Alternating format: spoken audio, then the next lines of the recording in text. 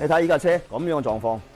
Hello， 公子啊，嗱，今日咧同大家科普一個小常識啊。咁啊，今朝一早咧有位粉絲覺得部車個內籠臭啊，想過嚟幫我證實一下啦。跟住我哋而家拆晒地氈、拆晒地台，咁樣嘅狀況浸到。嗱，咁啊，第日導致咁嘅狀況咧，大家都要注意下啦。好多時候你知啦，廣州嘅天氣就突然間一落雨就落到冧天噶嘛嚇。依架車嘅狀況睇到嘅漆面一定係長期停放喺室外，佢會有樹葉嘅，長期有水漚住佢咪會爛咯，就會喺啲天窗嘅去水位裏邊全部堵塞晒啦。兩個角，每個角角一邊去水口嘅，呢一邊係塞咗噶啦。呢條去水槽一塞咗，就會喺呢條 A 柱沿住流到入去入邊嘅地台裏邊。依架車就係咁樣嘅圓空，大家都要注意下啦。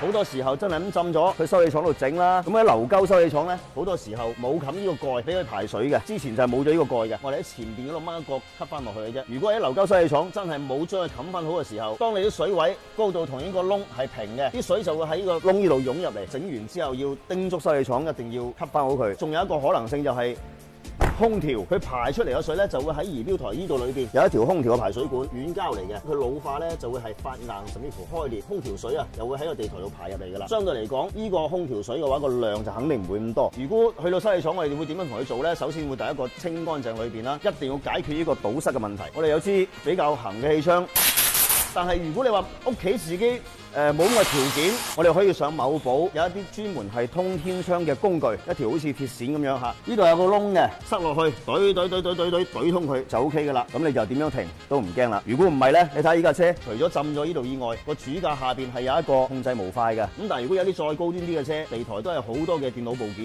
電腦控制模塊，咁就陰功咯。